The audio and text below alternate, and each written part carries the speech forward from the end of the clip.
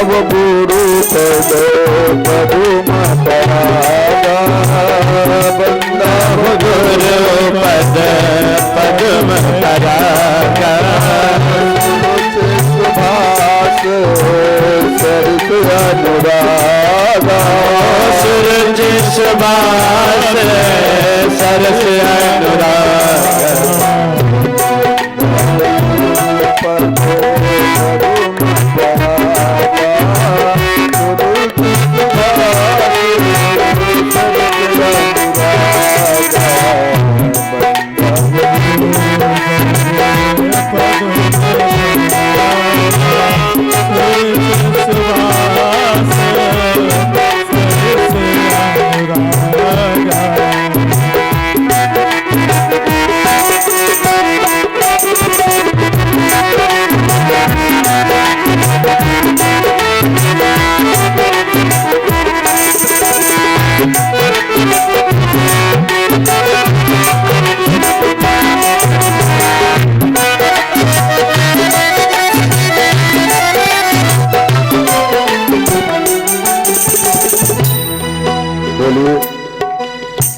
बोलिए श्री सीताराम जी महाराज की जय हो।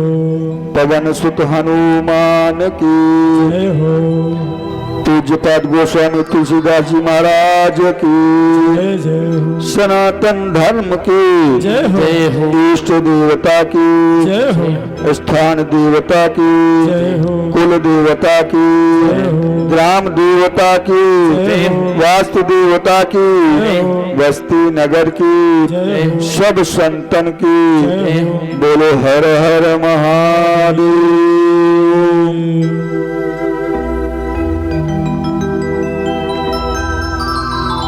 एक लाइन हनुमान जी के लिए। तब हनुमंतो नाई पद माता करे सकल रघुपति गुण गाथा। तब हनुमंतो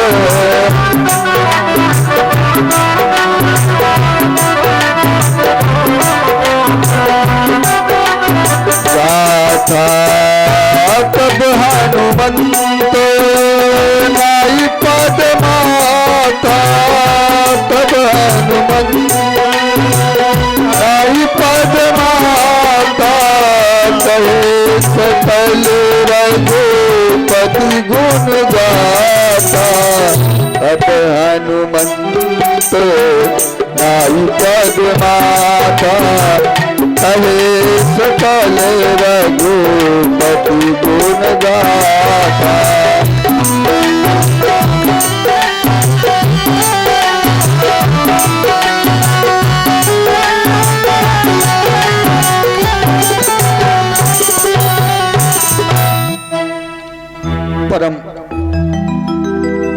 परम पूज्य गुरुदेव जी महाराज के चरणों में बारंबार प्रणाम करते हुए बोधमयम वंदे बोधमयम नित्यम गुरुम शंकर रूपिणम यमाश्रितो हि वक्रो चंद्रः सर्वत्र वंदते। श्री गुरुदेव जी महाराज के चरणों में नमन वंदन करते हुए आगे की कथा। सीताराम सीताराम सीताराम कहिए जही विधि राखे राम कही विधि रही। सीताराम सीताराम कहिए जही विधि राखे राम कही विधि रही। सीताराम सीताराम सीताराम कहिए जही विधि राखे राम कही विधि रही। सीताराम सीताराम सीताराम कहिए जही विधि राखे राम कही विधि रही। सीताराम सीताराम सीताराम कहिए सीताराम सीताराम सीताराम सीताराम सीताराम सीताराम कहिए सीताराम सीताराम सीताराम कहिए जही विधि तेरा कही विधि रहिए सीताराम सीताराम सीताराम कहिए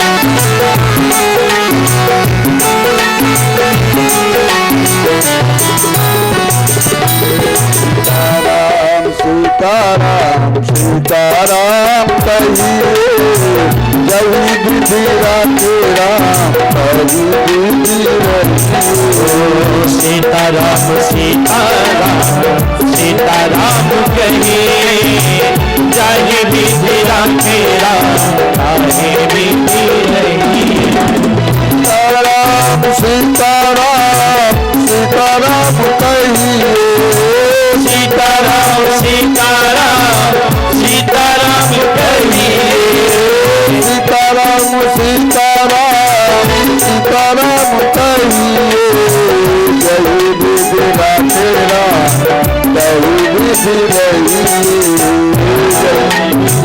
तेरा काहे विधि रहिए सीताराम सीताराम सीताराम कहिए जाहि विधि तेरा काहे विधि हरि बोल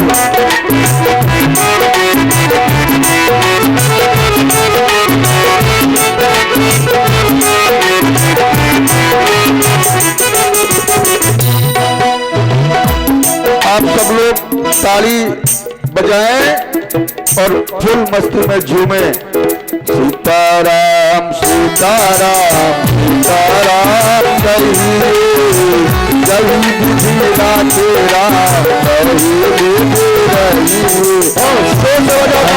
सीताराम सीताराम जाहि विधि तेरा काहे विधि रहिए सीताराम सीताराम सीताराम कहिए सीताराम सीताराम सीताराम कहिए जही विधि तेरा कही विधि रहिए जाहि विधि तेरा काहे विधि रहिए सीताराम सीताराम सीताराम कहिए जही विधि तेरा कही विधि रहिए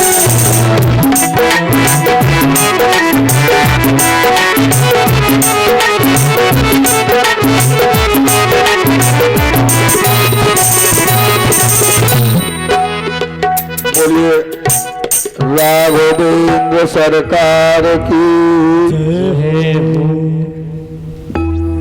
अब आज समस्त पंडाल में बैठे हुए भक्तगण या जो अभी आने वाले भक्तगण हैं, हम उनको भी बाबा तुलसीदास की एक लाइन के साथ प्रणाम करते हैं।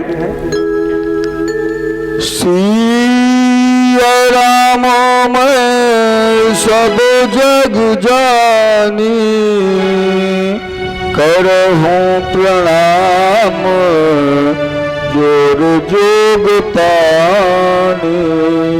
सिया राम मैं सब जग जानी, करहूं प्रणाम जोर जुग पानी।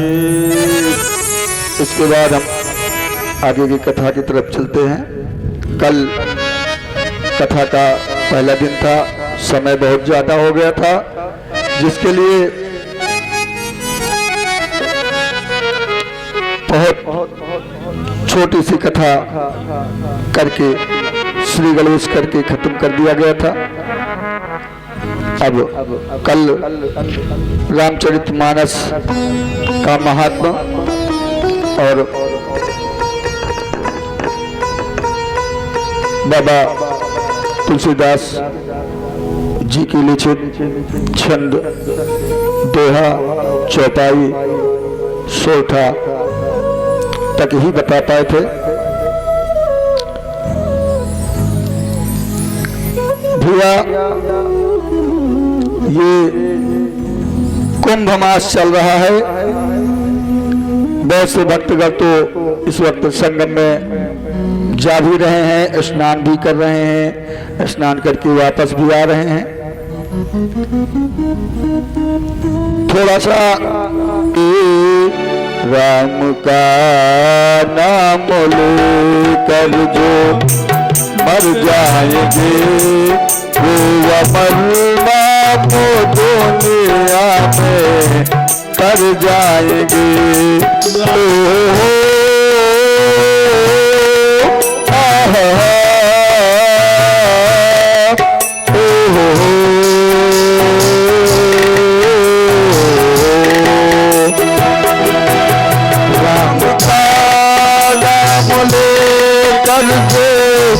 मर जाएंगे हम दुनिया में मर कर, मरना दुनिया में कर जाएंगे।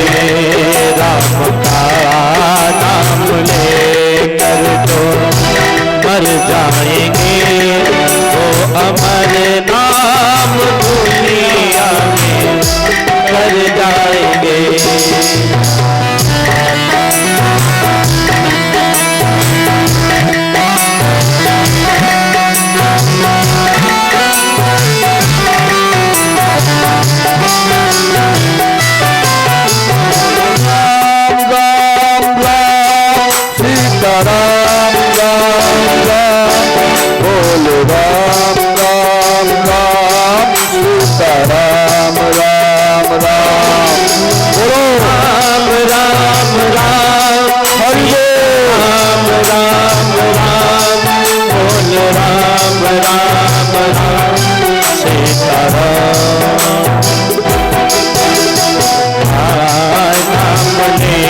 कर जो मर जाएंगे वो अमर नाम दुनिया में कर जाएंगे।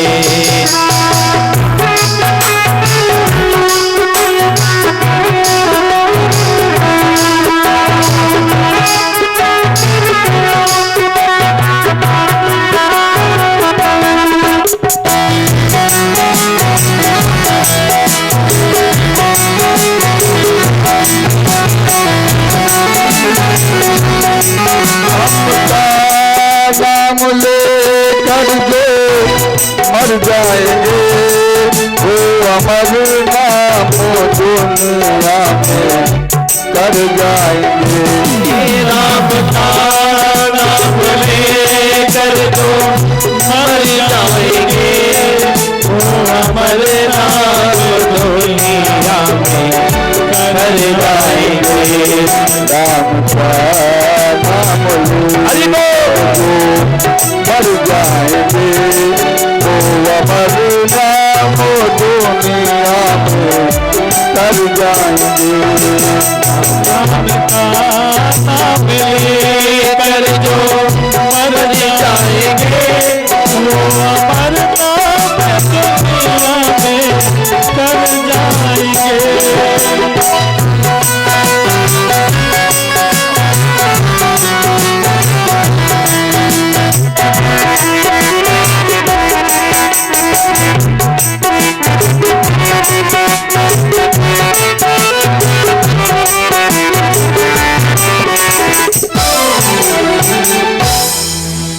अब महाराज जी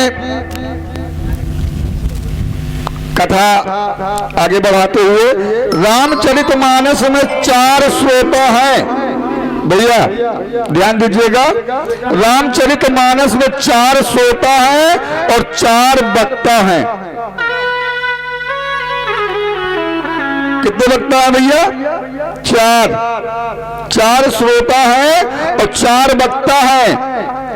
कौन कौन से? पहले वक्ता हैं परम पूज्यपाद गोस्वामी तुलसीदास जी, ये पहले वक्ता है रामचरितमानस के, और श्रोता है इनके मन। बाबा जी के श्रोता है मन, क्योंकि उन्होंने लिखा है अपने रामायण में कि ये कथा मैं सिर्फ अपने मन की शांति के लिए लिख रहा हूं।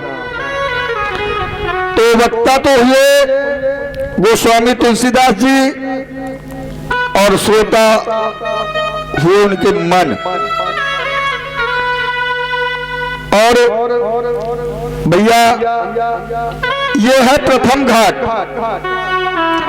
इस घाट का नाम है प्रथम घाट, जिसके वक्ता गोस्वामी तुलसीदास जी हैं और श्रोता है उनका मन।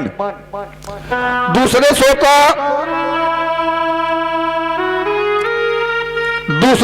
है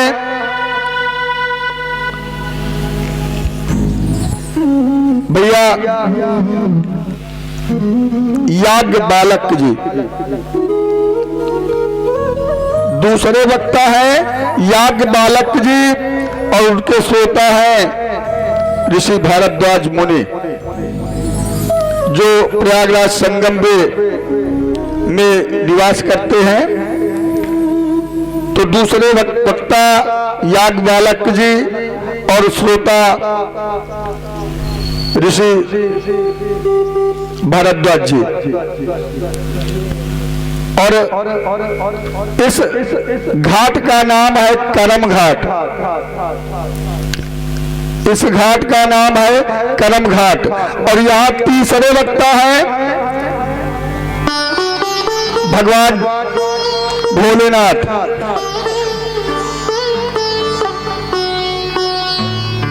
और श्रोता है माता भगवती पार्वती। जो ये कथा कैलाश पर्वत पर चल रही है, जिसके वक्ता भूत भावन भोलेनाथ और श्रोता है माता भवानी जगदम्बा। इस घाट को ज्ञान घाट कहते हैं, इस घाट को ज्ञान घाट कहते हैं। हमारा चौथे वक्ता बड़े विचित्र हैं।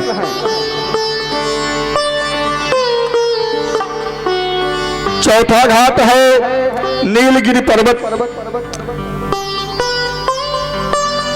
और ये राम कथा इन्हीं 4 जगह पर हुई थी। अब भैया इस नीलगिरी पर्वत पे जो वक्ता है बड़े विचित्र हैं। यहाँ कोई ऋषि मुनि महात्मा कथा नहीं सुना रहे हैं, यहाँ सुना रहे हैं एक कौवा। जय हो। यहाँ कथा के वक्ता एक कौवा है, और संजोग देखिए भैया श्रोता भी बड़े विचित्र हैं, गरुड़ जी महाराज।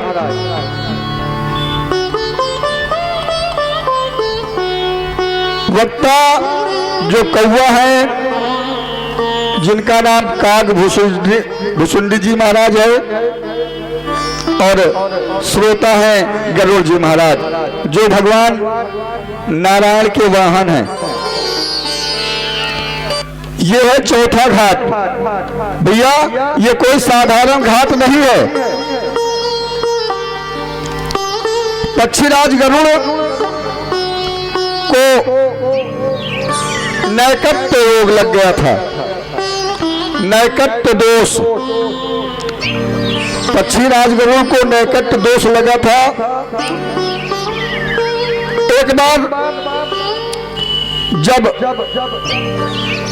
श्री रामचंद्र जी और लक्ष्मण जी को नागपाश में बांध लिया गया था, तो नारद जी ने गरुड़ जी को बुलाया कि आप वहां जाएं और नागपाश से राघव सरकार को मुक्त करें, उनको छुड़ाओ।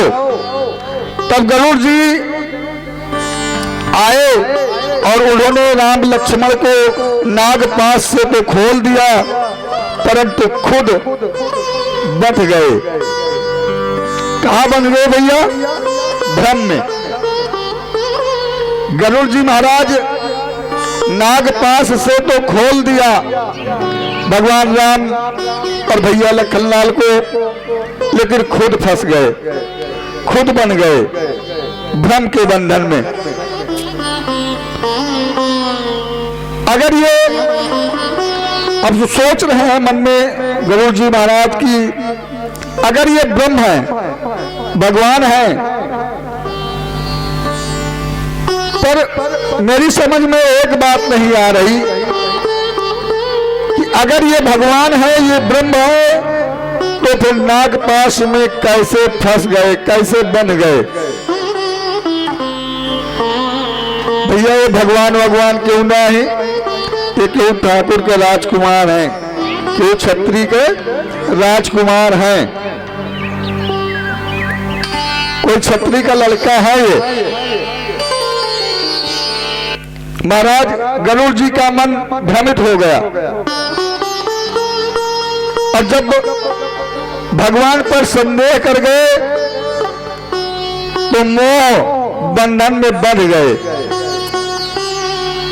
अच्छा एक बात, जहां ज्यादा निकटता होती है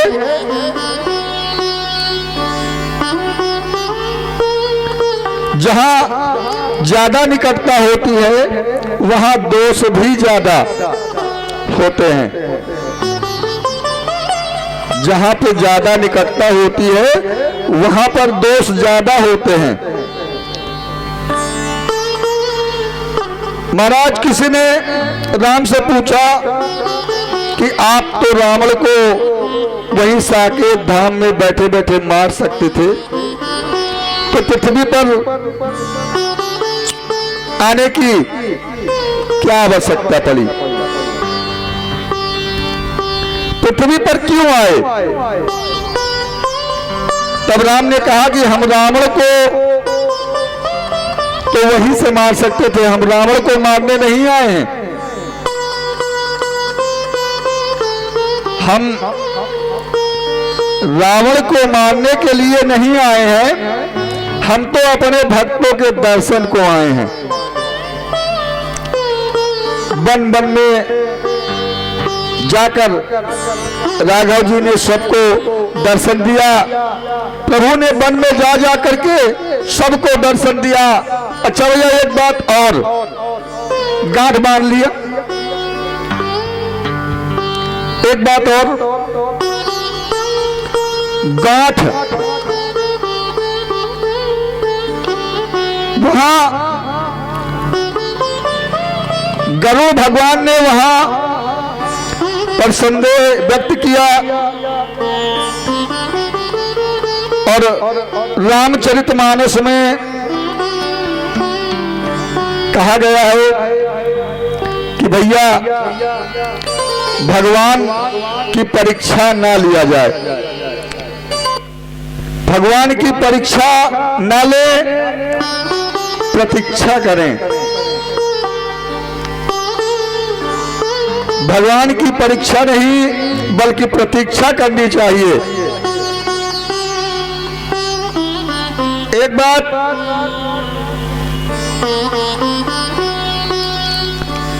भैया रामायण में एक ने भगवान की परीक्षा ली थी।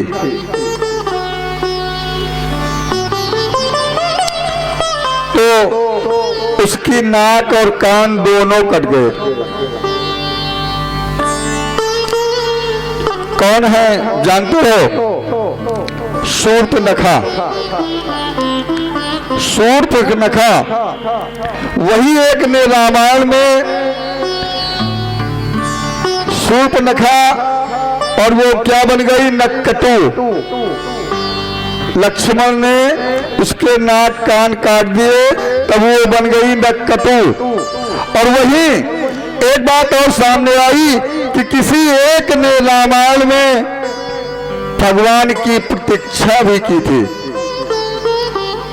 तो परीक्षा न लीजिए, प्रतीक्षा कीजिए। परीक्षा लेंगे तो शूर्पनखा की तरह नाक कट जाएगी, और अगर प्रतीक्षा करेंगे तो भगवान स्वयं खुद चल करके आपके पास आएंगे। कैसे? कि रामा रामा रटते रटते बीती रे उमरिया, रामा रामा रटते रटते बीती रे उमरिया, राम राम रटते रटते बीती रे उमरिया, रामा रामा रटते रटते बीती रे उमरिया, रामा रामा रटते रटते बीती रे उमरिया।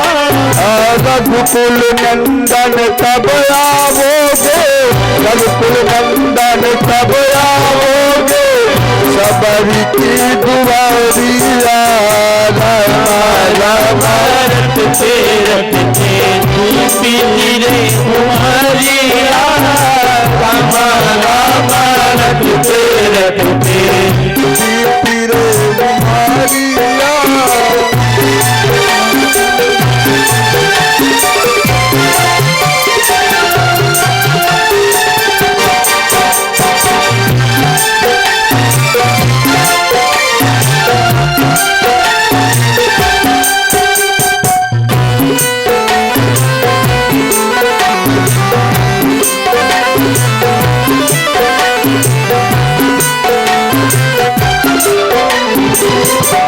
रामा रामा रटते रटते बीती रे उमरिया, रामा राम रटते रटते बीती रे उमरिया, राम राम रटते रटते नंदन कब आओगे, रघुकुल नंदन कब आओगे, सबरी की दुआरिया, रामा रामा रटते रटते बीती रे उमरिया, राम राम रटते रटते बीती रे उमरिया।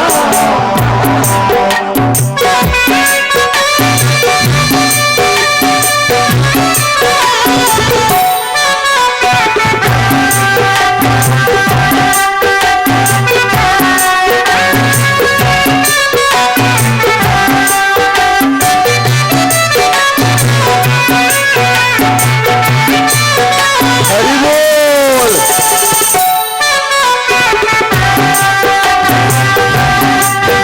थोड़ा सा ताली बजाइए भैया, आप सब ताली बजा करके हमारे साथ बजाइए।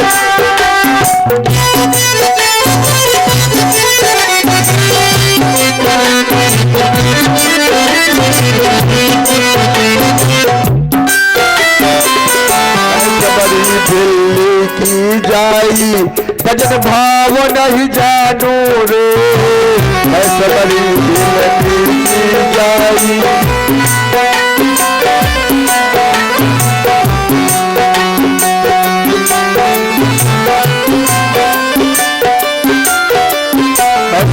मैं सबरी भूलनी की जाई, बक बक जन ना जानू रे, मैं सबरी भूलनी की जाई, भजन भाव बतायो रे, सबरी मिलन की जाई, भाव आयो हे राम तुम्हारे दर्शन के हित मन में जीवन था तू रे राम तुम्हारे दर्शन के मेरा जीवन का तोरे चरण कमल से निर्मल कर दो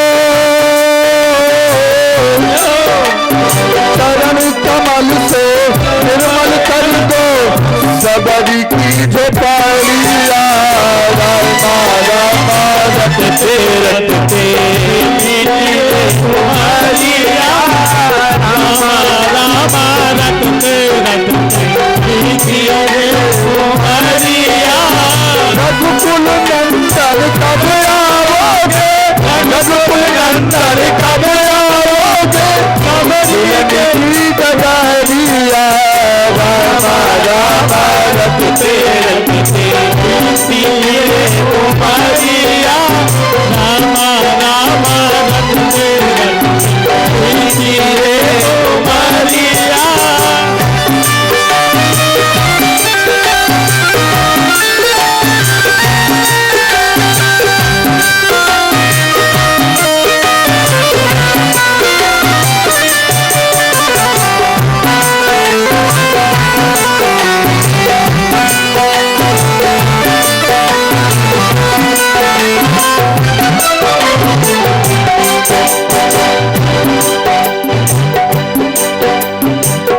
सवेरे वन में जाकर रास्ता साफ कराती हूँ वो सवेरे वन में जाकर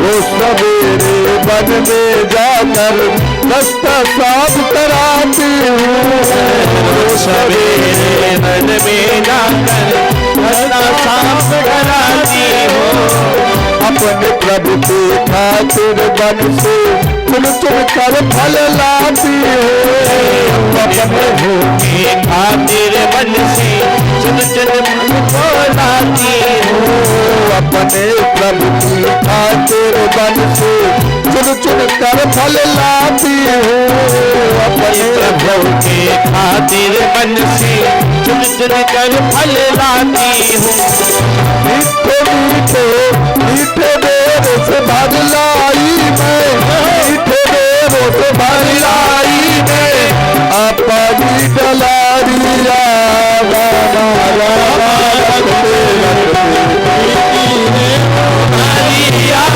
रामा रटते रटते नंदन सब आओगे रघुकुल नंदन कब आओगे बड़ी की झोपड़िया रामा रामा रटते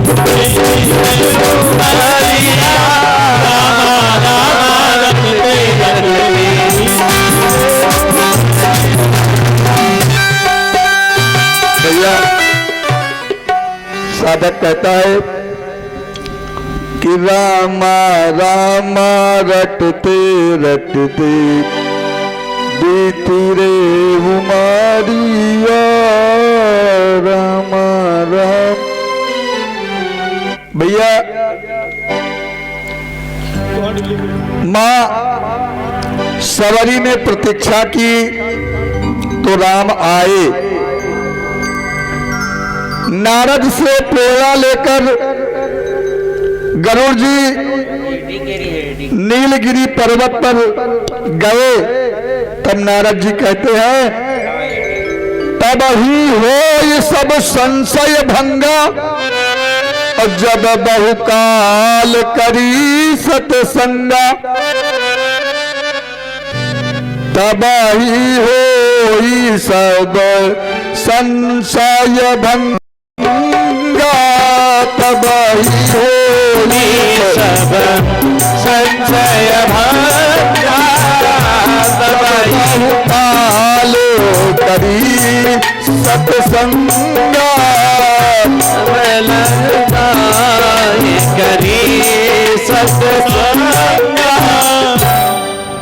अब गरुड़ जी से कागभुसुंडी जी ने पूछा कि यहाँ क्यों आए हैं। गरुड़ जी महाराज से काकभूषण जी महाराज ने पूछा कि आप यहाँ क्यों आए हैं। तब काकभूषण गरुड़ जी कहते हैं कि सुनहु तात जो ही कारण आए, सुनहु तात ही कारण आए, सुनहु तात जो ही कारण आए, सुनहु तात ही कारण आए, सो सब भाया हो दरस पद पाए, सो सब भाया हो दरस पद पाए। यहाँ पर देखा कि वो तो ब्रह्म से जो नरलीला कर रहे हैं,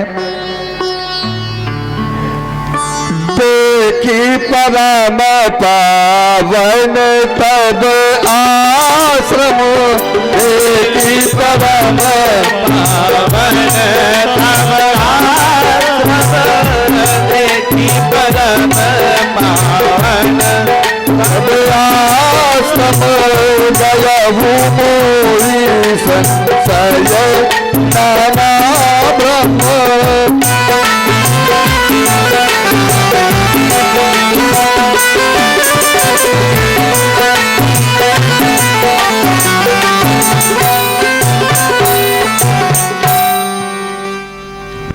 और गरुड़ जी कहते हैं काकभूषण जी महाराज से, हे तात सुनिए, मैं किस कारण आया हूं और आपके चरण कमल को आपके दर्शन करने के बाद, आपका चरण कमल स्पर्श करने से मुझे मैंने और इस आश्रम में आते ही मेरे मन के सारे भ्रम खत्म हो गए।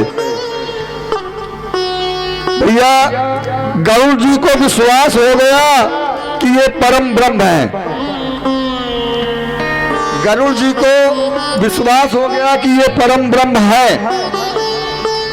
नरलीला कर रहे हैं। और भैया विश्वास के साथ राम कथा सुनिए। अगर विश्वास है तो परमात्मा का साकार जरूर होगा, परमात्मा से आपका मिलन जरूर होगा। लेकिन अगर विश्वास नहीं है, आए हो कथा सुनने के लिए, मन कहीं और, चित्त कहीं और, तो भजन में, भक्ति में विश्वास का होना बहुत जरूरी है। अगर विश्वास है तो परमात्मा स्वयं आपके पास आएंगे। और जय जय राम कथा सुनो भाई राम कथा, जय जय राम कथा सुनो भाई राम कथा, जय जय राम कथा सुनो भाई राम कथा, जय जय राम कथा सुनो भाई राम कथा, जय जय राम कथा सुनो भाई राम कथा। इसे श्रवण कर मिट जाती है जन्म मरण की कथा, जय जय राम कथा सुनो भाई राम कथा, जय जय राम कथा सुनो भाई राम कथा।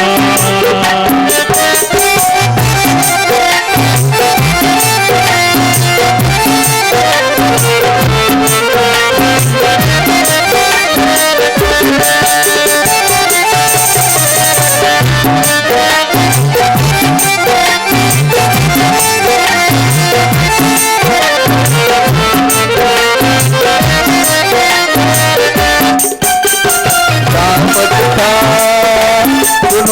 भाई राम कथा, जय जय राम कथा, सुनो भाई राम कथा राम कथा से मिट जाती है, राम कथा से मिट जाती है जन्म जन्म की कथा। सुनो भाई राम कथा, सुनो भाई राम कथा, हरि बोल भाई राम कथा, सुनो भाई राम कथा।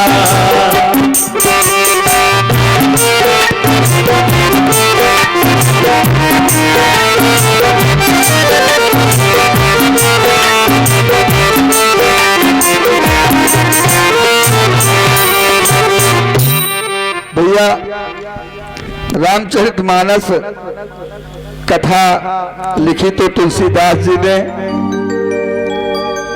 परंतु लिखवाई थी भगवान भोलेनाथ ने, भूत बामन भोलेनाथ ने। कथा लिखी तो तुलसीदास जी ने जरूर थी, लेकिन लिखवाने वाले हमारे भूत बामन भगवान भोलेनाथ हैं। रच महेश निज मानस राखा, तुलसीदास जी ने रामचरितमानस में लिखा है कि रच महेश निज मानस राखा। बाबा जी लिखते हैं कि शंभो प्रसाद सुमति हुलसी, प्रसाद सुमति हुलसी, शंभो प्रसाद सुमति हुलसी, शंभो प्रसाद सुमति हुलसी, रामचरित मानस कवि तुलसी, रामचरित मानस तुलसी, रामचरित मानस कवि तुलसी, रामचरित मानस कवि तुलसी। भैया रामचरितमानस में बाबा ने पहली चौपाई में ही लिखी, क्या लिखा कि बंदा वो गुरु पद पदम परागा, बंदा वो गुरु पद पदम परागा, सुरुचि सुभाष चरण अनुरागा, सुरुचि सुभाष सरस अनुरागा, प्रिय मूर मैं चूरन चारू, प्रिय मूर मैं चूरन चारू, समर सकल भगवती परिवारू, समर सकल भगवती परिवारू। बाबा ने पहली चौपाई में गुरुजी के लिए लिखा और कहते हैं भजो राम सीते, भजो राम सीते, भजो राम सीते, भजो राम सीते, हजारों जन्म जी गए जीते जीते, हजारों जन्म जी गए जीते जीते, भजो राम सीते, भजो राम सीते, भजो राम सीते, भजो राम सीते।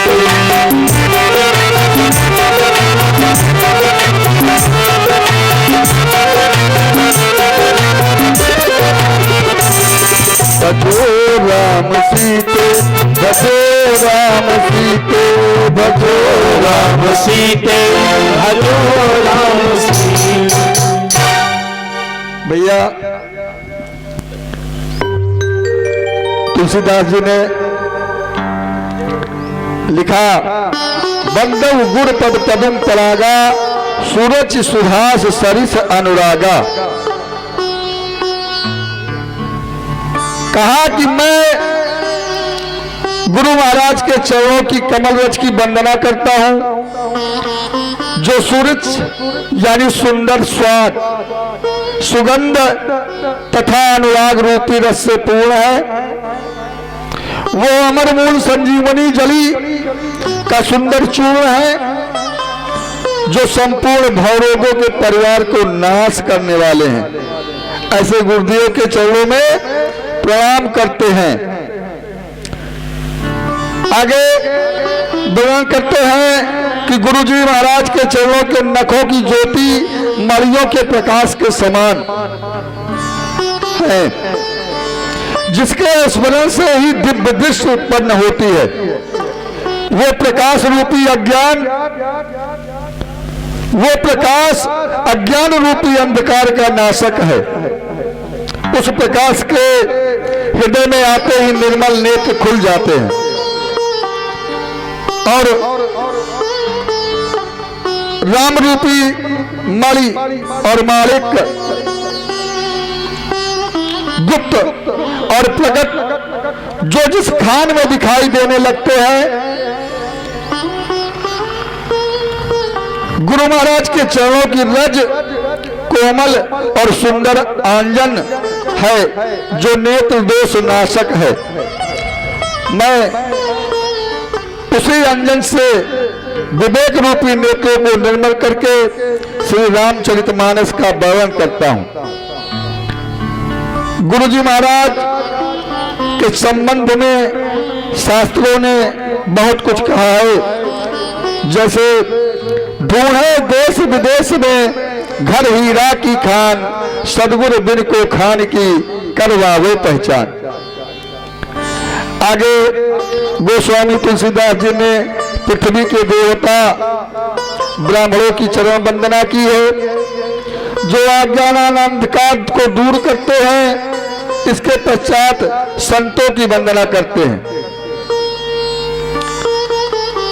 संतों की वंदना करते हैं जो कपास का फल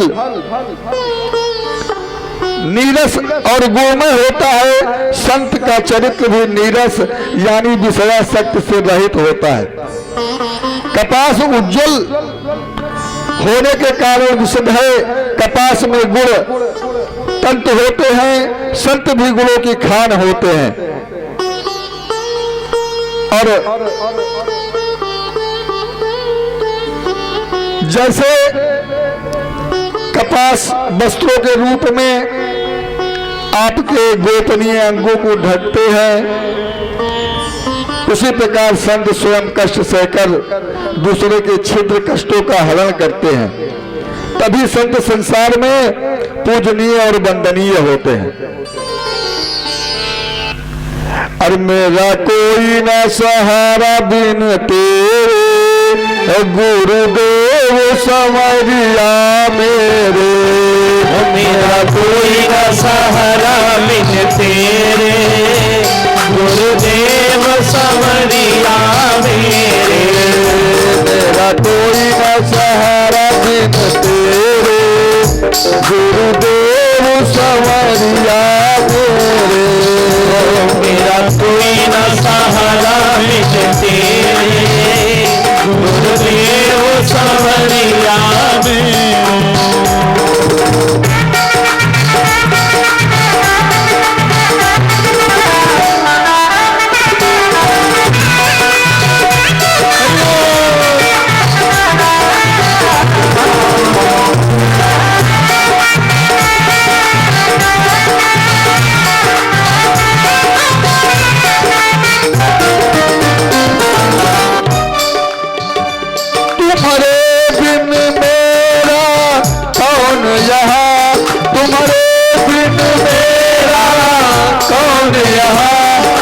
तुम्हें छोड़ कर जाऊं कहाँ, मैं तुम्हें छोड़ कर जाऊं कहाँ। तुम्हारे बिन मेरा कौन यहाँ, मैं तुम्हें छोड़ कर जाऊं कहाँ। मैं तो आन पड़ा दर तेरे, गुरुदेव संवरिया मेरे।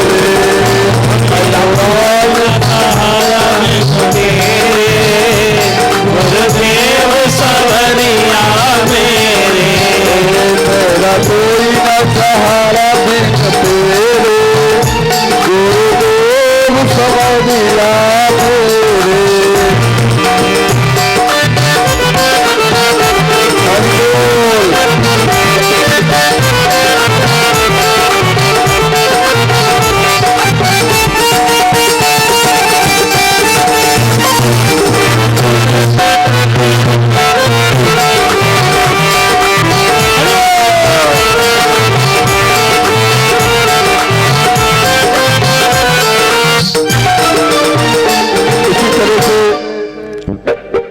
बाबा परम पूज्यपाद श्री गोस्वामी तुलसीदास जी ने संतों को प्रणाम किया। संतों को प्रयागराज की संज्ञा दी। कैसे कि मुद मंगलमय संत समाजू, मुद मंगलमय संत समाजो, मुद मंगलमय संत समाजू, जो जग जंगल तीरथ राजू, जो जग जंगम तीरथ राजो। संतों का समाज आनंद और कल्याणमय है। जो जगत में चलता फिरता तीर्थराज प्रयाग है। इसके बाद संतों के बाद बाबा ने एक और वंदना की है कि बुद्धि निषेध मय काली मली हारानी, बुद्धि निषेध मय काली मलहारानी, करम कथा रघुनंदन बरनी, बंदन बरनी।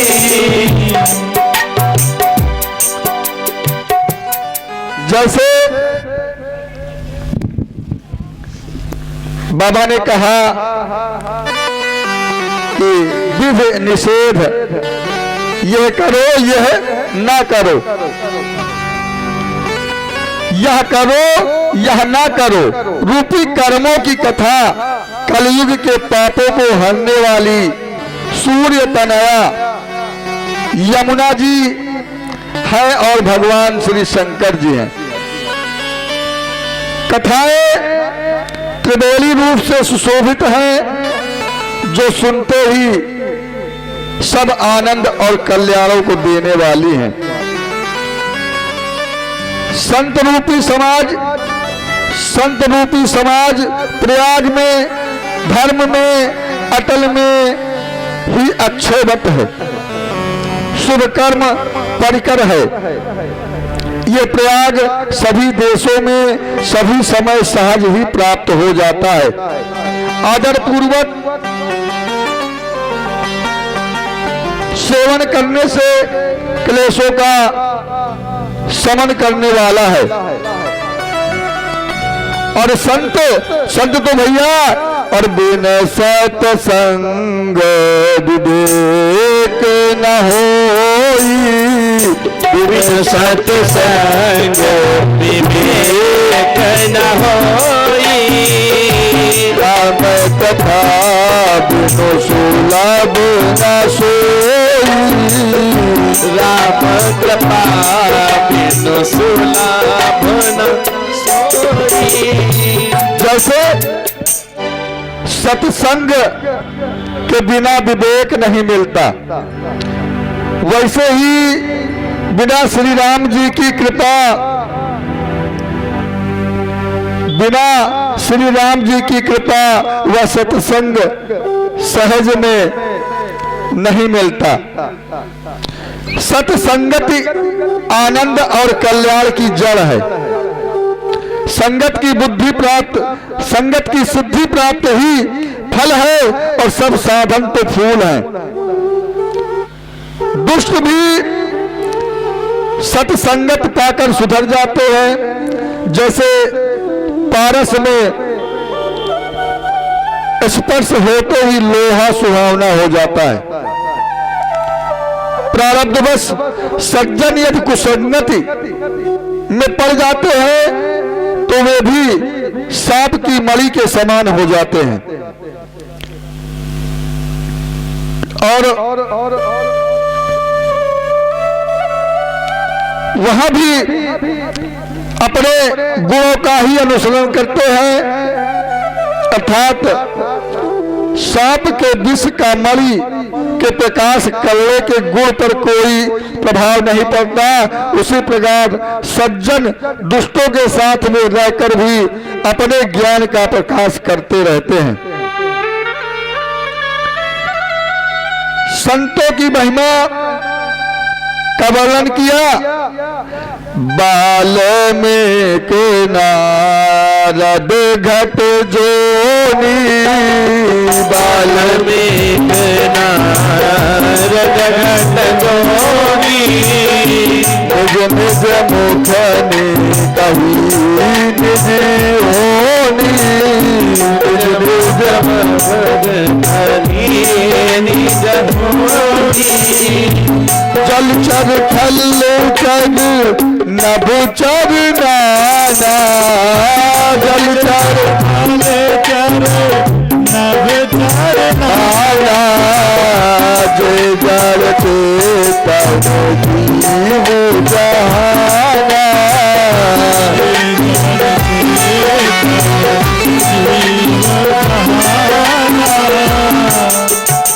जैसे वाल्मीकि जी, नारद जी, घट जोनी अगस्त जी महाराज ने अपने अपने मुखों से अपनी होनी यानी जीवन का वृतांत कही है। जैसे जल में रहने वाले, जमीन पर चलने वाले, आकाश में विचरण करने वाले नाना प्रकार के जल चेतन जीव इस जगत में हैं। और संतों का हृदय परोपकार की भावना से ओतप्रोत होता है। उनके उस स्वभाव को जानकर मेरी भी उनसे प्रार्थना है कि वो मेरी बुद्धि को भी श्री राम के चरणों में लगा दें।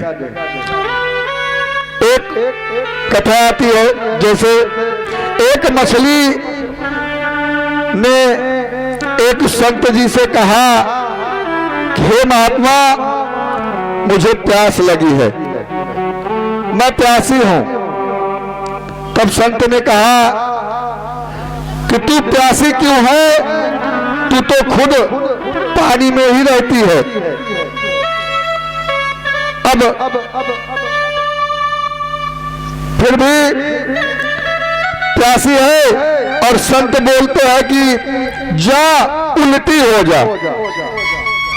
संत ने कहा कि अगर तू प्यासी हो, जल में भी रहकर प्यासी है, तो जा उल्टी हो जा। तात्पर्य कि मछली उल्टी होकर पानी पीती है। इसी प्रकार प्राणी संसार विषय वासना से विरक्त हो जाए या उसमें कम आसक्ति कर दे तो भगवान के कथा रूपी पानी को पी करके अपने जीवन को धन्य बना सकती है।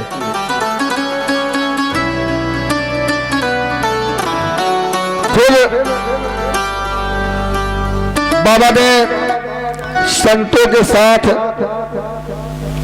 असंतों की भी वंदना की है कि बंदा वो संतो सज्जन चरणा, बंदा वो संत सज्जन चरणा, दुख प्रभु भय कछु बरना, दुख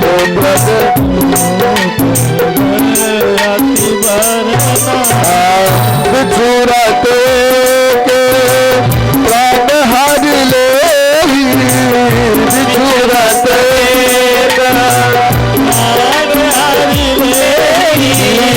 मिलत दुख दारुण देही, मिलत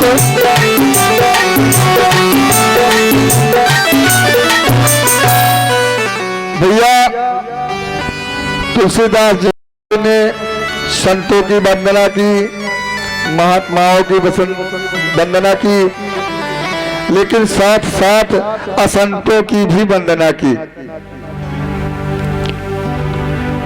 जैसे अब कथा चल रही है भैया, जो दुष्ट प्रवृत्ति के लोग हैं हर जगह होते हैं, जो दुष्ट प्रवृत्ति के लोग होते हैं वो उनके मन में एक ही विचार आता है कि चलो देखा जाए, बने तो बने, नहीं बिगाड़ तो दे बेकरब। आए कुर्सी का या कैसे उठा के वह कई घरे लागे, या मान के चलिए कुछ भी उल्टी सीधी हरकत करते हैं भाई। अब जैसे एक साजोर व्यक्ति आ जाए और आकर के यहाँ कुछ उल्टी सीधी बात करे तो कोई बोलेगा भी नहीं। तो भैया उनसे मार खाने से तो अच्छा है कि पहले उनको नतमस्तक हो जाइए, हाथ जोड़ के उनकी वंदना करिए कि हे देवता आप हम पर कृपा करो, या तो बैठ के कथा सुनो या तो अपने घर चलो। तो बाबा ने संतों की वंदना की तो संतों के साथ साथ असंतों की भी वंदना की। और बहुत से लोग जैसे संत के वेश में ठग दुष्ट भी पूजा जाता है। संसार में संत के वेश में ठग यानी दुष्ट की भी पूजा को भी पूजा जाता है, परंतु उसका कपट काली नेम रावण और राहु की तरह उजागर हो जाता है। संत का वेश यदि बुरा है तब भी उसका जाम्बवान और हनुमान जी की तरह आदर ही होता है। संगत का बड़ा प्रभाव होता है, कुसंग के कारण धुआं और कालिख कहलाता है, सुसंग से वही कालिख पुराणों के लिखने के काम आती है। इसके बाद बाबा तुलसीदास जी ने कवि की वंदना की। मां भगवती, पार्वती और भूत भावन भोलेनाथ और कवि की वंदना की। कहा कि सो उमेश मोहि परि अनुकूला, सो उमेश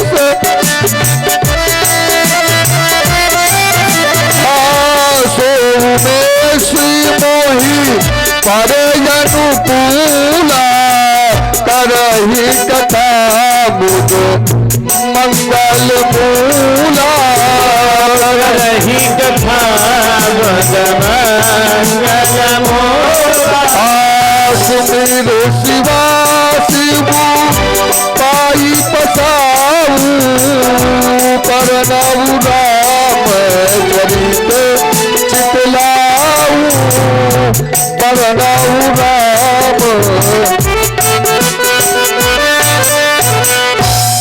यदि शंकर जी और माता पार्वती की स्वप्न में भी सचमुच प्रसन्नता हो तो मेरी राम कथा में वर्णित सभी प्रभाव सच हो जाए।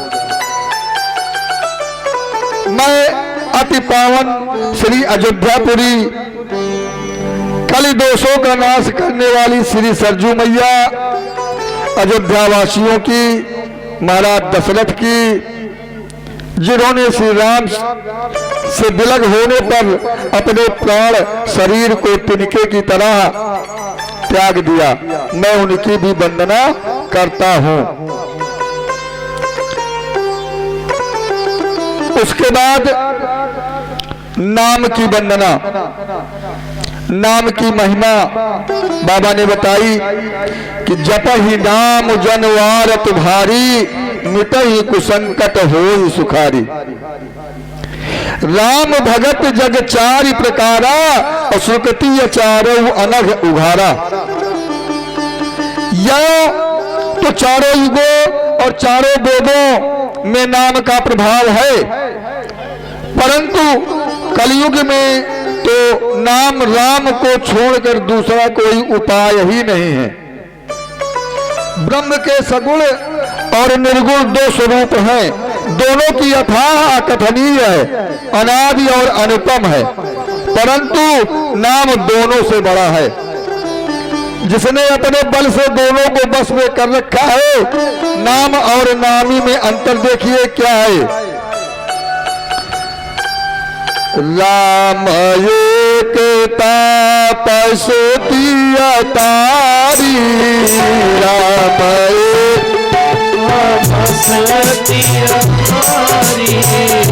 नाम टूट खल कुमत सुधारी, राम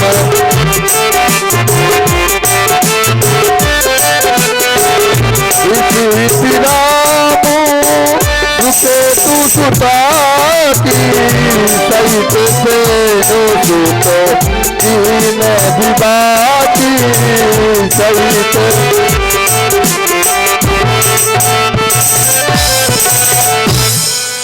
तब जब भगवान के अनेक मनुष्यों भगवान ने अनेक मनुष्यों का मन शुद्ध किया। भगवान ने राक्षसों को मारा, परंतु नाम तो कलयुग के पापों को जड़ से उखाड़ने वाला है।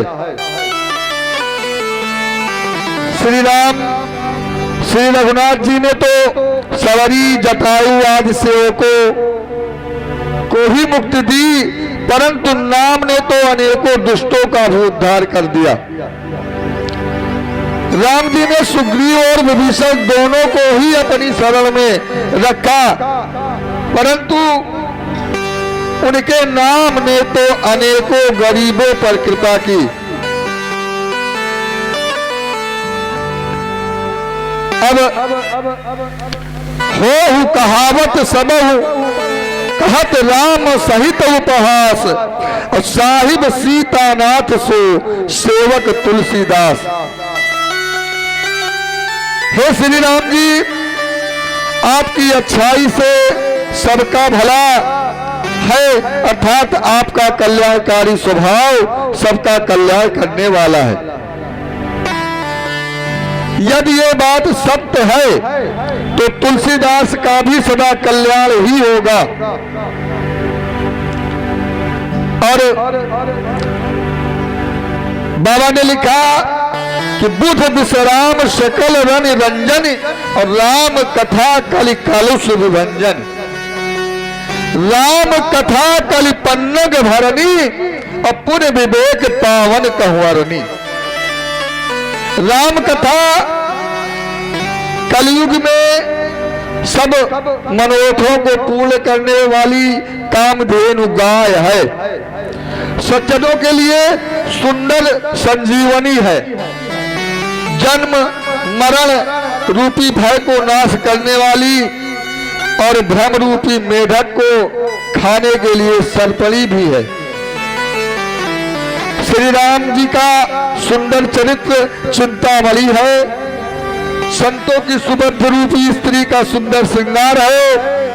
श्री राम जी भक्ति के विषय में अध्यात्म रामायण, श्री राम जी की भक्ति के विषय में अध्यात्म रामायण में अगस्त जी कहते हैं, लोके तवद भक्ति निरता मंत्रोपास काश्चय, विद्या प्रादुर्भवेत्तेषां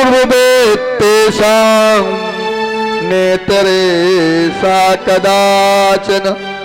संसार में जो लोग भक्ति में तत्पर और आप ही के मंत्र की उपासना करने वाले हैं, उन्हीं के अंतःकरण में विद्या का प्रादुर्भाव होता है और किसी के नहीं होता। फिर बाबा ने श्री राम कहा कि श्री राम अनंत है, उनके अनंत गुण हैं तथा उनकी कथाओं का विस्तार असीम है। निर्मल विचार वाले प्राणी इस कथा को सोचकर आश्चर्य नहीं करेंगे। श्री शंकर भगवान के श्री चरणों में सिर नवाकर श्री राम जी के गुणों को निर्मल कहता हुआ श्री हरि के चरणों में सिर नवाकर संवत 1631 में इस कथा का आरंभ करता हूं। उस दिन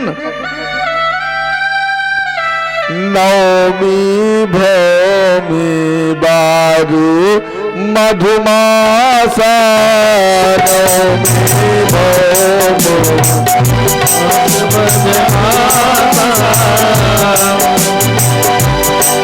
अवधपुरी चरित प्रकाश अवधपुरी चरित आज ही दिन राम जन्म श्रुति गावही जय दिन राम जन्म श्रुति गावही तीरथ सकल कहाँ चलिया वही तीरथ सकल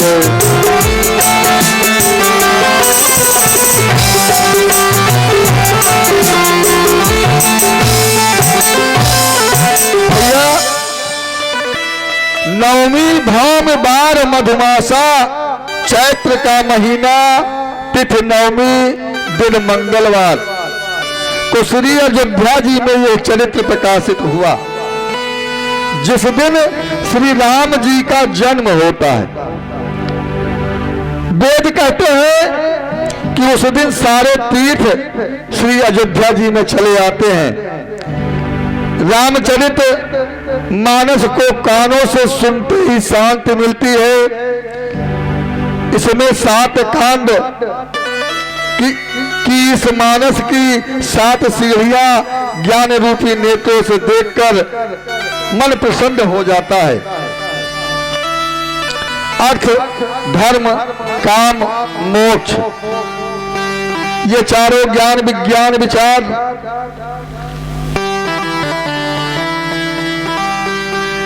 के कहना काव्य के नवरस जप तप योग वैराग्य के प्रसन्न सरोवर के जलचर जीव हैं।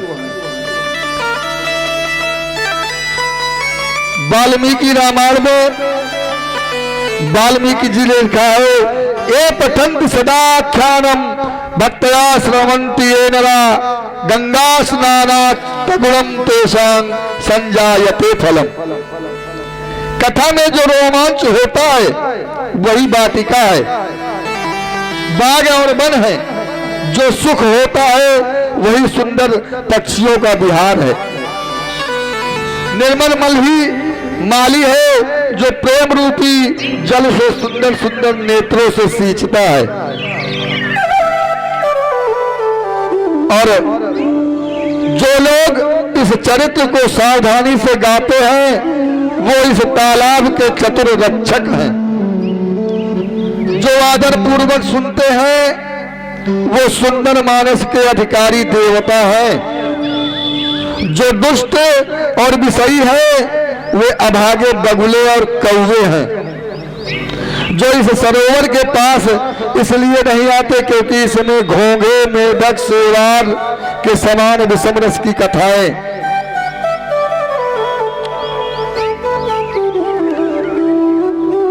विषम रस की कथाएं नहीं है। ये विषयी लोग इस सरोवर तक आने में श्री राम की कृपा के अभाव से हार मान लेते हैं। और जैसे कहा गया है कि करी ना जाई सर जन पाना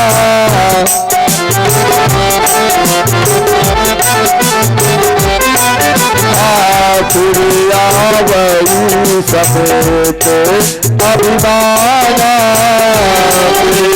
वही सबके अभिमाना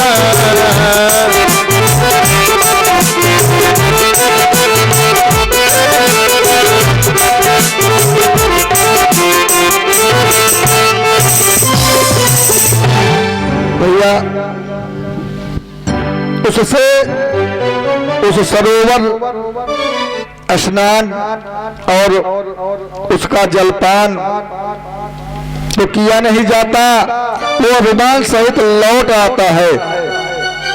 फिर यदि कोई उससे वहां का हाल जानना चाहे तो वो अपने अभाग्य की बात कहकर सरोवर की निंदा करके उसे समझाते हैं। जिस जीव पर श्री राम जी की कृपा होती है उसे विघ्न नहीं व्याप्ते और वही सरोवर में स्नान करता है। भयानक किताबों आध्यात्मिक आधिदैविक और आधि भौतिक से नहीं जल पाता। श्री राम के चरणों में जिनका प्रेम हो सत्संग, वो सत्संग प्रेमी हो, वे इस सरोवर को कभी नहीं छोड़ते। ऐसे सरोवर में गोता लगाकर हृदय में आनंद का प्रवाह उमड़ने लगता है। रूप छके झूमत रहे तन को तनकन ध्यान, नारायण जग जल भरे यहाँ प्रेम पहचान। उसी प्रेमानंद से कविता रूपी नदी बह निकली जिससे राम रस रूपी जल भरा है। इस कविता रूपी नदी का नाम सरयू है, जो कमत और वेदमत दो सुंदर किरानों वाली मंगलमयी है, जो कलयुग के छोटे बड़े पाप रूपी तिनकों गच्छों को उखाड़ कर फेंकने वाली है। भैया तीनों प्रकार के श्रोता इसके किनारे पर बसे पुरुए हैं। गांव और नगर संत समाज अयोध्या है। कीर्त रूपी सरयू राम भक्त रूपी गंगा से मिल गई है। राम लक्ष्मण जी का यश रूपी युद्ध महानद सोन उसमें आ मिला है। दोनों के बीच से भक्ति रूपी गंगा जी की धारा ज्ञान और वैराग्य सहित सौभाग्यमान है। ऐसे तीनों तापों को डराने वाली त्रिभुवनी नदी सागर की ओर जा रही है।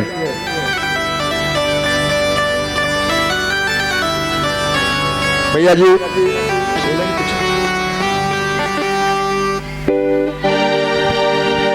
श्री रामचंद्र भगवान की जय हो। आते जाते यूं ही गुनगुनाया करो, आते जाते यूं ही गुनगुनाया करो। राम बोला करो, राम गाया करो, राम बोला करो, राम गाया करो। आते जाते यूं ही गुनगुनाया करो, आते जाते यूं ही गुनगुनाया करो। राम बोला करो, राम गाया करो, राम बोला सभी लोग बोलो मीठी मीठी ताल बजाकर बोलो रामचंद्र भगवान की जय। आते जाते यूं ही गुनगुनाया करो, आते जाते यूं ही गुनगुनाया करो। राम बोला करो, राम गाया करो, राम बोला करो, राम गाया करो।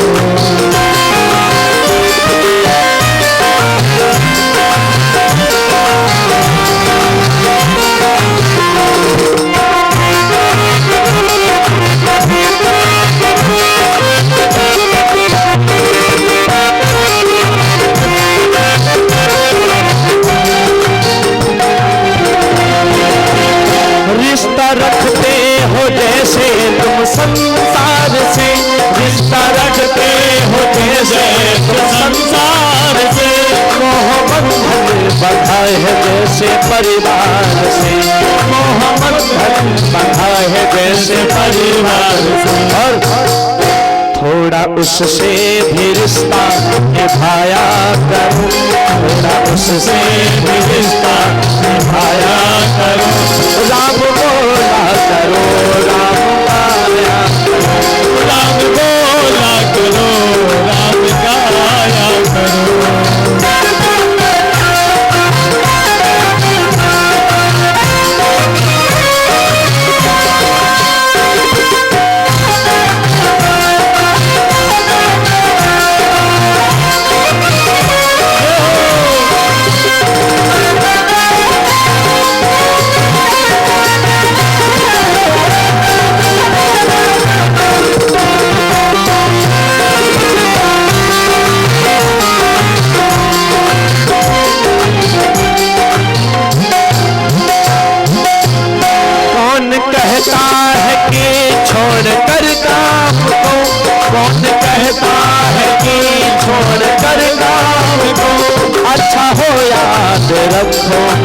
अगर राम को, अच्छा हो याद रखो अगर राम को। और कहना है सुख दुख में न उनको भुलाया करो, सुख दुख में न उनको भुलाया करो, राम बोला करो, राम गाया करो, राम बोला करो, राम गाया करो।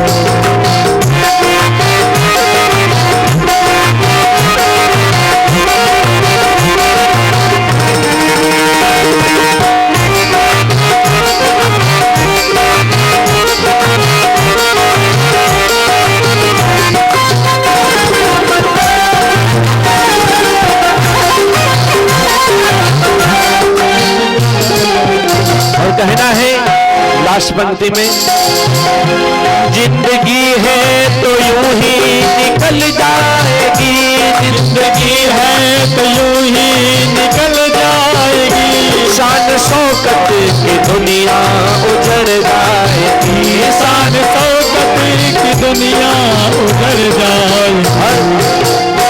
अपने मन से मीठी मीठी ताली बजा सब लोग और रामचंद्र भगवान की। अपने न उनको भुलाया करो, अपने मन से न उनको भुलाया करो, राम बोला करो, राम गाया करो, राम बोला करो, राम गाया करो, आते जाते यूं ही गुनगुनाया करो, आते जाते यूं ही गुनगुनाया करो, राम बोला करो, राम गाया करो, राम बोला करो, राम गाया करो, राम बोला करो, राम गाया करो, राम बोला करो, राम गाया करो, राम बोला करो, राम गाया करो। बोले श्री रामचंद्र भगवान की जय हो। भैया राम का नाम तो बड़े भाग्य से मिलता है। अगर आपकी भाग्य में नहीं है तो राम कथा नहीं कर पाएंगे, नहीं सुन पाएंगे। आप अपने माया के जंजाल में फंसे रहेंगे और कथा तक पहुंच ही नहीं पाएंगे। जैसे एक जगह कथा चल रही थी, एक ही व्यक्ति गांव से निकला, सड़क पर आया, कथा में जाने की इच्छा से, तब तक दुकान पर बैठा एक मित्र उसको उसका दिखाई दे गया। अब उस मित्र ने कहा, अरे भैया कहाँ जा रहा है आप? चले आओ, यहाँ बहुत दिन बाद मिला हो। अब जा तो रहे हैं कथा सुनने, लेकिन जो मित्र उनके मिल गए बहुत दिन बाद मिले थे, अरे अब तनी की चाय आए पी लीन जाए, तनी की सुरती खैनी हो जाए। अब भैया वो सुरती खैनी या चाय के चक्कर में पूरा 3 घंटा बिता दे और भगवत कथा नहीं सुन पाए। तो ये कथा सब नहीं सुन सकता, सबके बस की बात ही नहीं है कि वो कथा तक पहुंच जाए। अरे जब पाप राजा खोपड़िया पे बैठा है तो कैसे कथा सुनिया? कथा वक्ता बड़ा नहीं है। आप कहीं से भी कथाकार लेकर के आइए, अच्छा से अच्छा वक्ता लेकर के आइए, अगर श्रोता नहीं है तो वो वक्ता बेकार है, चाहे जितना बड़ा गुणवान हो, चाहे जितना बड़ा ज्ञानी हो। ले आइए आप सब, मथुरा जाइए, वृंदावन जाइए, बड़े बड़े आचार्य हैं, 10 लाख 5 लाख 20 लाख 21 लाख रुपए लेते हैं, कथा आएंगे सुनाएंगे, यही कथा सुनाएंगे जो हम आपको सुना रहे हैं। लेकिन 20 लाख खर्च करके उनको ले आइए, तो उनको खर्च करके तो आप ले आ सकते हैं, लेकिन पब्लिक आप नहीं खरीद सकते। उनको खरीद कर कैसे लाएंगे? श्रोता को खरीदा नहीं जा सकता, क्योंकि श्रोता के सर पर तो पाप सवार है। जब तक पाप न उतरे तब तक कथा की तरफ उनके दिमाग न जाए। तो कथाकार बड़ा नहीं है, कथा सुनने वाला बड़ा है। ये आप सबका सौभाग्य है जो आज आपके यहाँ 9 दिवसीय कथा शुरू हुई है, जिसका दूसरा दिन है। पछतावा है इस धरती पे, इस जगह पे पछतावा हो रहा है कि इतना बढ़िया पंडाल लगा हुआ है, इतनी बढ़िया बढ़िया कुर्सियां रखी हैं, कितना कनात लगा है, चटाई बिछी है, उस पर बैठने वाला ही कोई नहीं है। ये हमारे गांव का दुर्भाग्य है, ये हमारे गांव का दुर्भाग्य है। इसमें हमारा दुर्भाग्य नहीं है। हम यहाँ किसी को अपशब्द नहीं कह रहे हैं। हम ठीक है, हम पढ़े लिखे नहीं हैं, हम अनपढ़ हैं, गंवार हैं, अंगूठा छाप हैं, सत्य है। अगर आप ये सोचते हो तो सत्य है, क्योंकि मैं कभी कहीं किसी गुरुकुल में जाकर के शिक्षा दीक्षा नहीं ली। ये नारायण की कृपा है, ये नारायण की कृपा है भैया, जो आज हम को आप सबने इस जगह पर बिठा दिया, जिसकी शायद मैं तो अपने जीवन में कल्पना नहीं कर सकता था। तो ये मोह माया का बंधन छोड़ करके जिन जिन भक्तों के कानों तक हमारी आवाज पहुंच रही है, हम तो उनसे अनुरोध करेंगे कि मोह माया का बंधन छोड़ दीजिए। पूरा 24 घंटे का दिन और रात होता है, हमने तो सिर्फ आपसे 3 घंटे मांगे हैं। 21 घंटे आप चाहे अपनी पत्नी के साथ रहें, अपने बेटे के साथ रहें, अपने माता पिता के साथ रहें, या अपने बिजनेस व्यापार में रहें, खेती बाड़ी करें, क्या करते हैं ठीक है। सिर्फ 3 घंटे का समय मांगा है, और इस 30 घंटे में हो सकता है कि राम के कथा को सुनने के बाद आपका उद्धार हो जाए। ये राम कथा वो अमृत है जिसे पान करने के लिए बड़े बड़े ऋषि महात्मा ने अपने प्राणों का बलिदान कर दिया, लेकिन इसकी भक्ति पूरी तरह से नहीं ले पाए। हम आप क्या हैं, हम आप तो इंसान हैं, एक तुच्छ प्राणी। अभी यहाँ हैं, कथा सुन रहे हैं, कथा ही सुनते सुनते याद आया, अरे वाह, मटेरवा चौराहा पर तो समोसा के बड़ी बढ़िया दुकान ला गया है। काजरी कहां से चिल्लाता है, महाराज खत्म करते, जल्दी जाए 2 समोसा खाए। तो जब तक मन स्थिर नहीं होगा कुछ भी मिलने वाला नहीं है। तुलसीदास जी ने लिखा है कि मिला ही न रघुपति बिन अनुरागा, मिला ही न रघुपति बिन अनुरागा, जप जप ज्ञान विरागा, जोग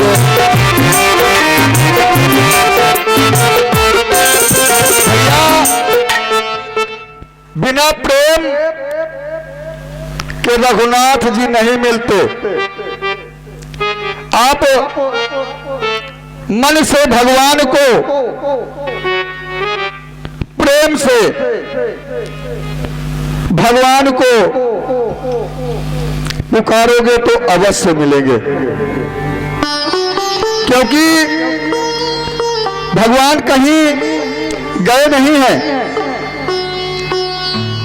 भगवान कहीं नहीं गए हैं, वो आपके ही अंदर हैं। आप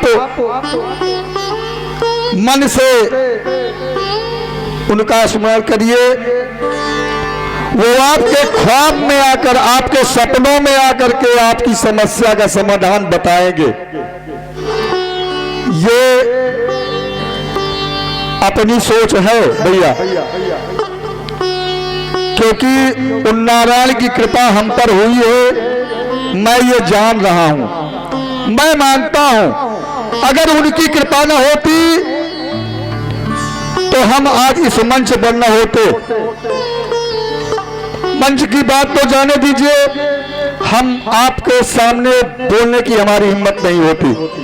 दे दीजिए किसी को एक माइक, बता दीजिए केवल 4 शब्द बोल दे महाराज। जब तक नारायण की कृपा नहीं होगी माइक हाथ से छूट जाएगा। तो भगवान कहीं गए नहीं हैं, भगवान आपके अंदर हैं। और बिना अनुराग के, बिना वैराग्य के, बिना चिंतन के भगवान के दर्शन नहीं होंगे। महाराज आइए हम आपको एक घटना बताते हैं, सुनाते हैं। सत्य घटना है, प्रमाण दूंगा, सत्य घटना है। किताब लीजिएगा, उठा के पढ़ लीजिएगा। अभी ज्यादा दिन की बात नहीं है, कुछ समय पहले की बात है। अयोध्या की ये सत्य घटना। भैया अयोध्या में जो कनक भवन बना है, अयोध्या जाइए आप कभी दर्शन करने तो एक कनक भवन है, वहां जरूर जाइए। अयोध्या में जो कनक भवन है, वहां जो भगवान विराजमान हैं, जो राघव जी विराजमान हैं, उसी के बगल में एक पुस्तकालय है और उस पुस्तकालय में एक पुस्तक बिकती है। कभी जाइएगा तो खरीदिएगा, जिसका नाम है कनक भवन की महिमा। ये छोटा सा प्रयास है, हम अपनी तरफ से कथा में जरूर मिला रहे हैं, लेकिन एकदम सत्य कथा है, कहीं से बनाई गई नहीं है। कनक भवन की महिमा नाम की पुस्तक है, उसमें कनक भवन की महिमा छपी है, जिसमें कनक भवन में 2 मूर्ति विराजमान है महाराज, आज भी हैं। और उसमें से एक मूर्ति चल है और एक मूर्ति अचल है।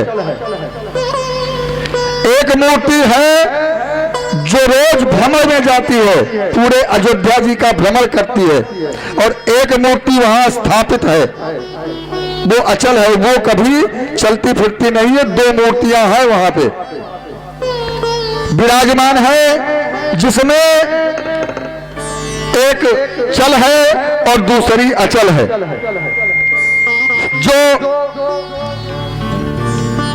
जो शोभा यात्रा में जाती है, राघव सरकार की वहां 2 स्वरूप विराजमान हैं।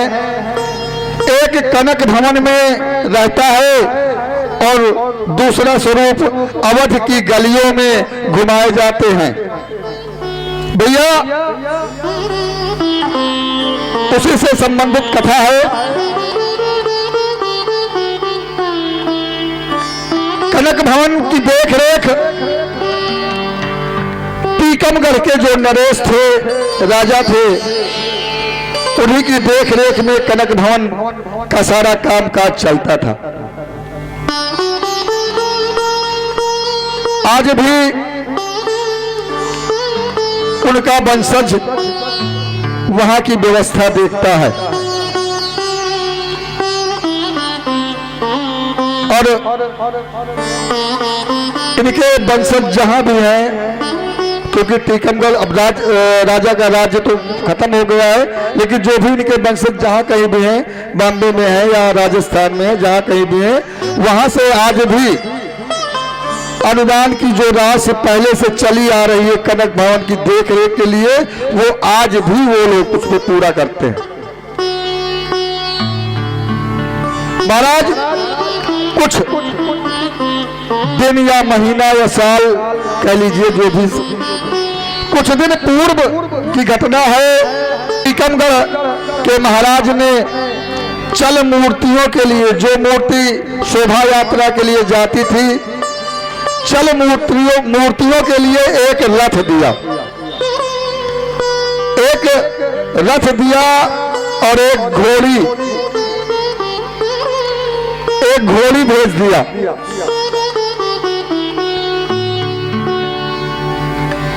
और जब वो रथ और घोड़ी अयोध्या आई, महाराज घोड़ी पूर्व जन्म में शायद कोई पुण्य आत्मा रही, शायद कोई पुण्य आत्मा रही होगी, जो उसका सौभाग्य देखिए कि उसे जो सवारी मिली वो रघुनाथ की मिली। रघुनाथ को लेकर के वो पूरे अयोध्या की गलियों में भ्रमण कराती, ये उसका सौभाग्य था। कनक भवन में विराजमान रघुनाथ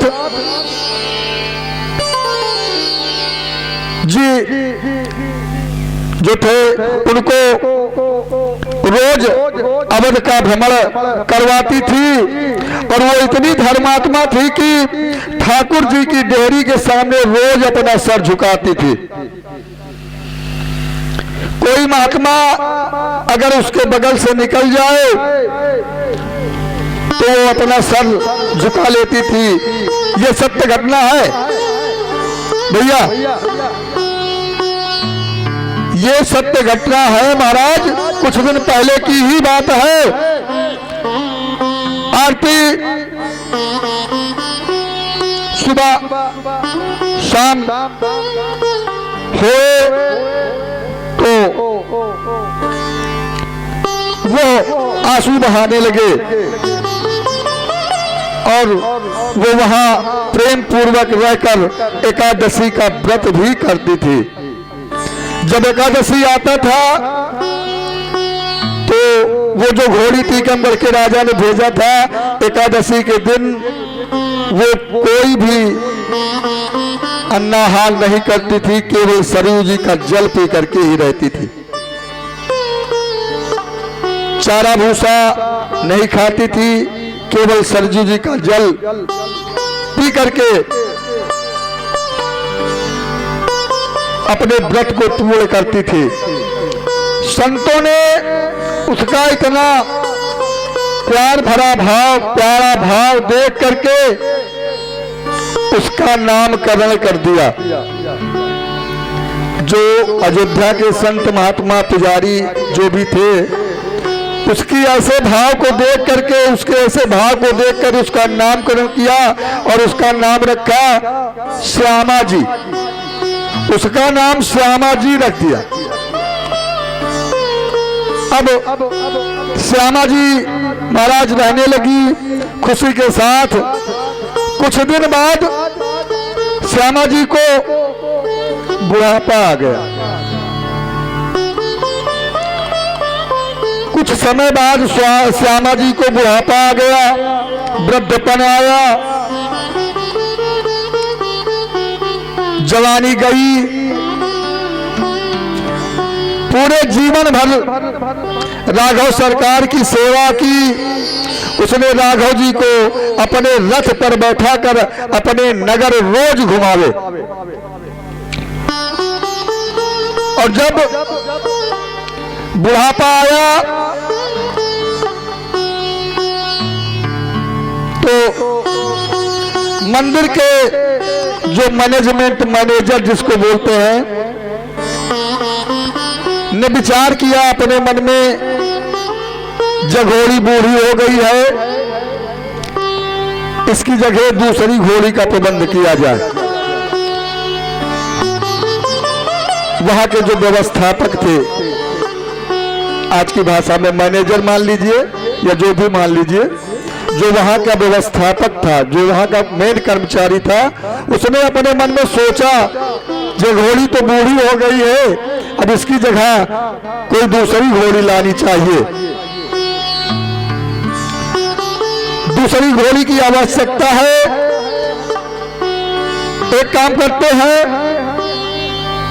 इसको हम वापस टीकमगढ़ भेज देते हैं। ऐसा विचार आया कि इसको टीकमगढ़ भेज दिया जाए और वहां से हम दूसरी घोड़ी को यहां ले आए।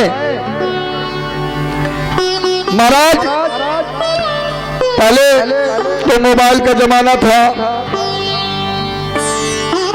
नहीं तार वार का जमाना तो था नहीं,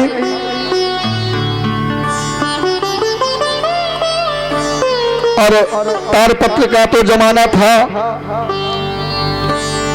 तारपत्र के माध्यम से राजा के पास सूचना भेज दी गई और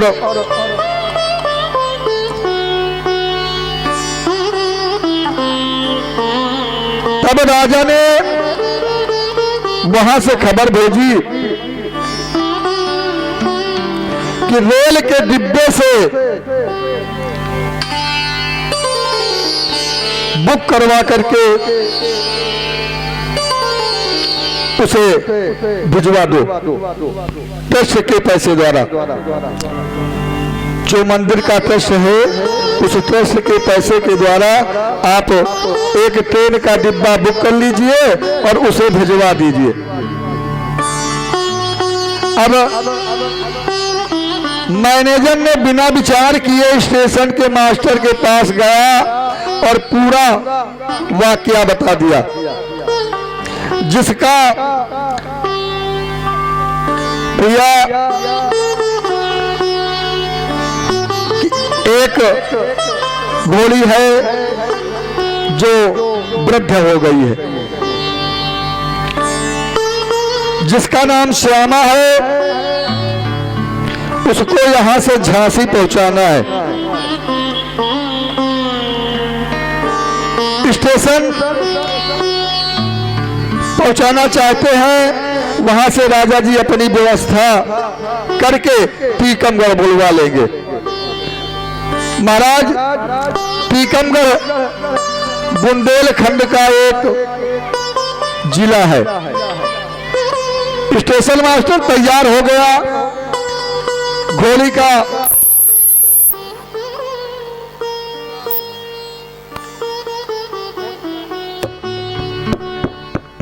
हेलो हेलो घोड़ी का डिब्बा बुक हो गया और फिर रसीद कट गई, पैसा जमा हो गया। मैनेजर ने आके सबको बताया कि परसों की ट्रेन है, रात में डिब्बा लग जाएगा, उसी में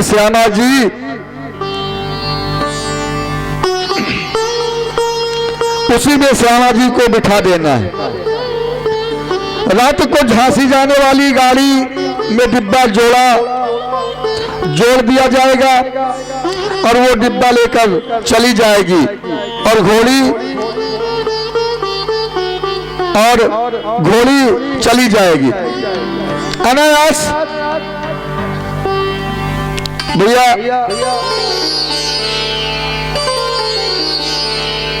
अनायास कहीं से श्यामा जी को पता लग गया कि 3 दिन बाद वो चली जाएगी। जब श्यामा को पता लग गया कि अब हम जाने वाले हैं, ये पता लगा तो श्यामा जी की आंखों से अविरल धारा बहने लगी। 3 दिन पहले से दाना पानी छोड़ दिया। रात हुई, जो देखकर मैनेजर से बताया कि श्यामा बीमार हो गई है। मैनेजर ने कहा एक ही दिन की तो बात है, कल तो चली ही जाएगी। किसी ने कहा कि ये बड़ी भक्ति है, राघव जिसे बड़ा प्रेम करती है। तब मैनेजर ने कहा क्योंकि इसका बुढ़ापा आ गया है, जाना तो इसे पड़ेगा ही। क्योंकि दूसरी घोड़ी आनी है और राजा का आदेश है। अब भैया बहुत ध्यान से सुनिएगा, बहुत प्यारी कथा है। श्यामा ने चारा भूसा सब छोड़ दिया और पूरी रात रोती रही, पूरा दिन रोती रही। और रघुनाथ जी से कहती है, श्यामा रोती रोती रघुनाथ जी से कहती है, श्यामा कहे रघुनाथ सुनो, श्यामा कहे रघुनाथ सुनो और कर सेवा बसी तुम्हारी राजधानी। श्यामा कहे रघुनाथ सुनो और बसी सेवा करी तुम्हारी राजधानी। वृद्ध भाई सबने बसौंद। आज भैया श्यामा की आंखों में आंसू आ गए। श्यामा जी रोते हुए अपने मन में विचार करती है कि हे राघव, कैसा मेरा कैसा सौभाग्य है, कैसा भाग्य है। रोती हुई श्यामा कह रही है कि श्यामा कहे रघुनाथ सुनो और कर सेवा बसी तुम्हारी राजधानी। वृद्ध भाई सबने बसौंद।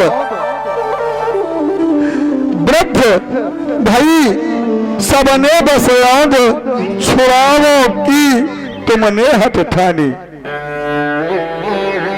सरकार जब वृद्ध हो गए तो राजधानी छुड़ाने की हट आपने भी ठान ली है।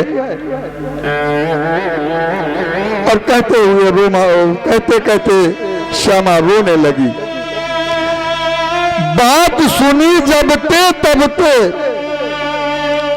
भैया बात सुनी जबते तबते और सूखत ना अखियन को पानी।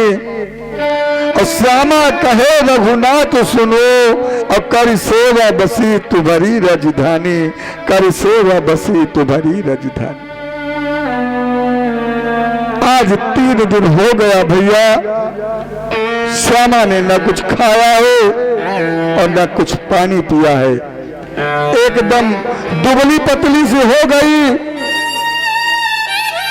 और श्यामा जी कहती है कि हे रघुनाथ, मेरी एक इच्छा है, एक प्रार्थना है आपसे। मेरी इच्छा है कि हे रघुनाथ, अगर ये तन छूटे तो इसी अयोध्या धाम में छूटे, कहीं दूसरी जगह ये तन न छूटे। और रोने लगी। शायद भगवान को कुछ और ही मंजूर था।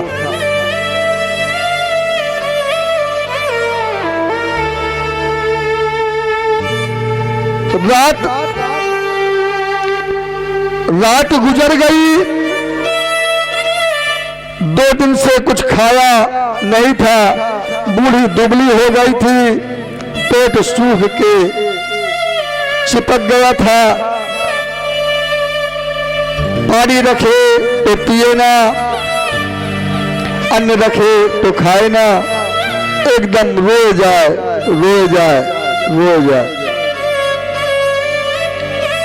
दिन में कनक भवन में आरती होने लगी तो बैठे बैठे सर झुका लिया।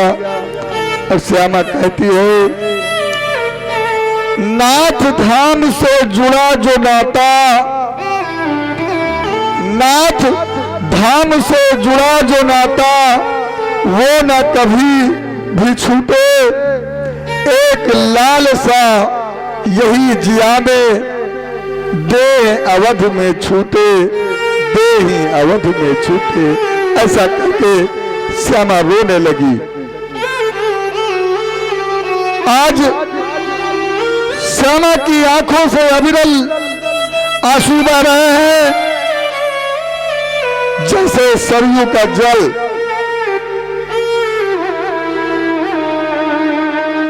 अब श्यामा रोते हुए कहती है कि बस हे प्रभु, इतनी ही लालसा है कि मेरा ये जो शरीर है अवध में ही छूटे। महाराज लेकिन कौन सुनने वाला है। धीरे धीरे 2 दिन बीत गए, दूसरा दिन आ गया जिस दिन श्यामा को जाना था। महाराज आज मैनेजर ने कहा कि आज की ट्रेन है और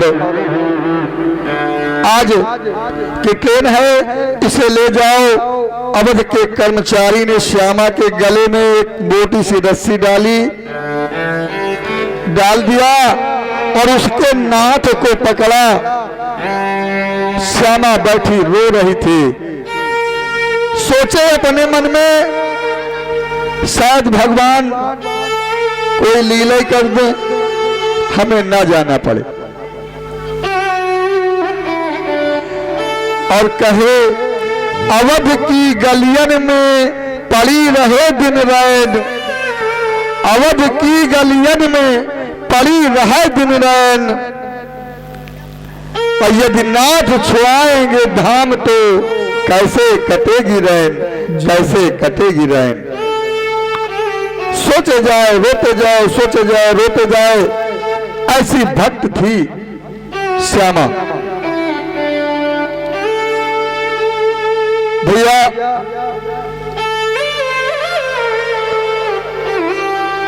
श्यामा जाए ना, कर्मचारी बार बार उसे डंडों से पीटते, और जब नहीं गई तो मैनेजर ने कहा कि इसे एक दूसरे रथ से बांध कर ले जाओ।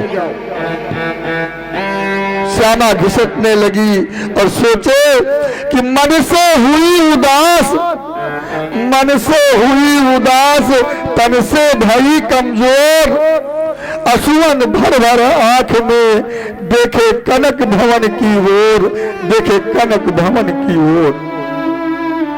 भैया आज इस भक्त का देखिए क्या हाल है। इतनी बड़ी भक्त और रो जा रही है क्योंकि बुढ़ापा आ गया था। अब उसके एवज में दूसरे जानवर को लाना था। रोने लगी, आंख में आंसू भराए, वृद्ध हो गई थी, ले जाने लगे। सोच सोच कर श्यामा रोने लगी, तब स्टेशन पहुंच गई। भैया बाबा तुलसीदास ने रामायण में ठीक ही लिखा है कि जासु वियोग बिकाले पशुए से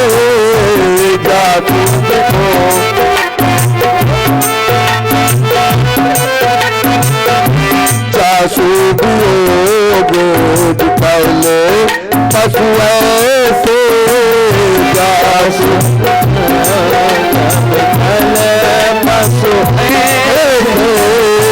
प्रजा मातु जीवाई